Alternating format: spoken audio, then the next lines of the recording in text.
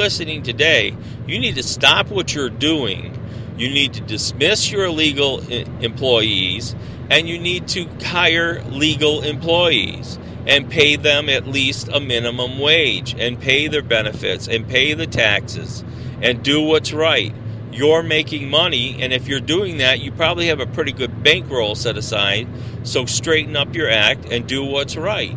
Have the guts, the intestinal fortitude to do what's right.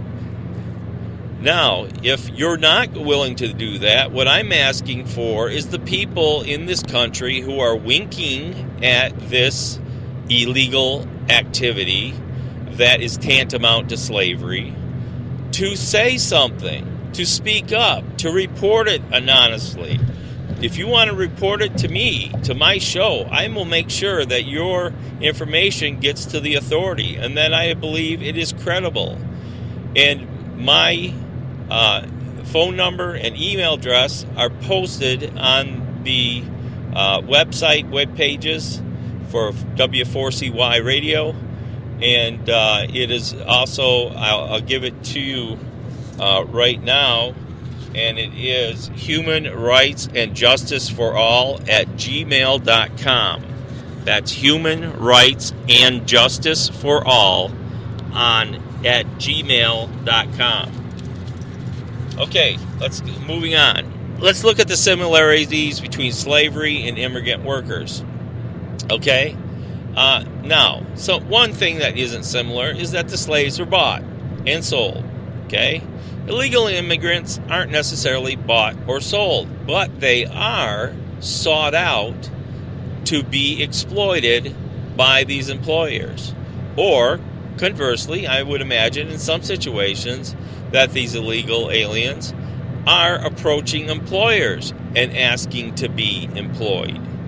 And in which case, if you have illegal aliens beating a path to your door, knocking on your door, asking to be employed, please direct them to the local police department and inform them that what they're doing is illegal and it's wrong.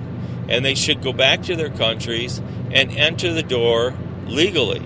Okay? So one dissimilar situation is that slaves were bought and sold. Illegal immigrants are pursued by unscrupulous employers and are brought into the labor of the unscrupulous business owner or person who is hiring these people. Okay, let's continue on with similarities between slaves and the illegal immigrants. What types of protection under the law did illegal immigrants have that slaves had? I mean, slaves had no protection under the law.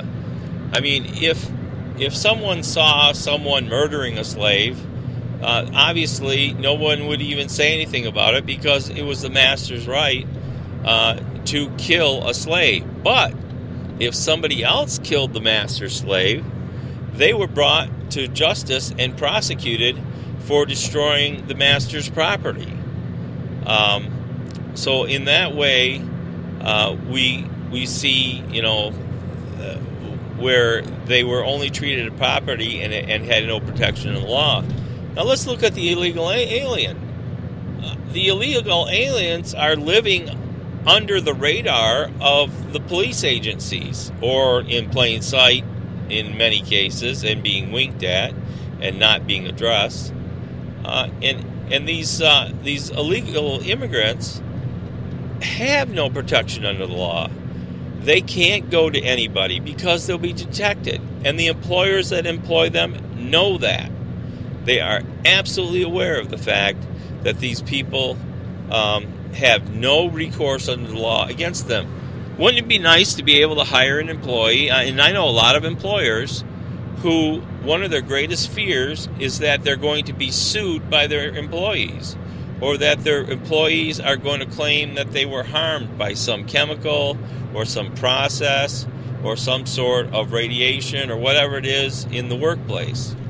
So, I personally know these employers who are running multi-million-dollar corporations. So they have this fear and they have this paranoia. Wouldn't it be nice to have employees that had no way to report you for any violation that you had? I mean, if you weren't abiding by the fire code, wouldn't it be nice to have employees that wouldn't say anything so that you'd have to put exit signs up, illuminated, and have to put fire extinguishers in and have those inspected on an annual or monthly basis, whatever your locality requires? Wouldn't it be nice to have employees who, if anything went wrong in the factory, if someone was injured, would not go to OSHA or any other federal organizations and report the injury or report even the death of another employee? I'm sure these things are kept hush-hush, even unto death. In some cases, I don't have any direct information, but I'm sure there are news stories out there about illegal immigrants who have died while working for illegal employers. And I'm saying that this nation has a underbelly, and I'm not even so sure it's an underbelly. It might be the midsection and the back, not just the underbelly, that is working in illegal manners. Now, I'm all for free enterprise, and I'm all for business, and I'm all for human rights, and I'm all for freedom and justice for all. And when I see illegal immigrants basically being used as chattel and slave labor in this country, it upsets me, and it's something I'm speaking out about. I am not going to pull any punches. I'm going to be honest about what I'm talking about. I am going to disagree with public officials like President Obama, who says that we need to consider our when we think bad about illegal aliens, we need to consider our parents, our grandparents, and our great-grandparents. Well, let me tell you about my parents, grandparents, and great-grandparents, President Obama. They all immigrated to the United States legally. They came here legally. And I like to listen to a radio show out of Des Moines, Iowa, WHO radio. There's a guy on there named Simon Conway, and he immigrated to the United States legally and is working here legally. And I know quite a few other people here who are here legally and working legally and are prospering. I've also heard a story today on, actually it was on Rush Limbaugh's show, and she was saying that she knew a person who came here and was working illegally, and the business downsized. I don't know how they got around the whole I-9 thing, but she said they got around the whole I-9 thing somehow, and the person was able to work, and they were actually having paychecks that were being taxed. And then they downsized him, and he was unemployed. So he went out and started a corporation and started a company. Well, I don't know necessarily if it was a corporation, but he started a company, and he got a tax ID number from our government. And I don't know if he lied on the paperwork, but I think to get a tax ID number, you have to affirm or assert that you are an American citizen and not an illegal alien. And this man actually is employing people and has a tax ID number and is paying taxes, but I guarantee this same individual is also acting unscrupulously in their business. And I've seen this many times with business people, especially business people who deal with cash, who just pocket the cash and never reported his income. And this happens all over the place, and it's wrong. Again, if you see these types of things going on, you need to speak up and say something. And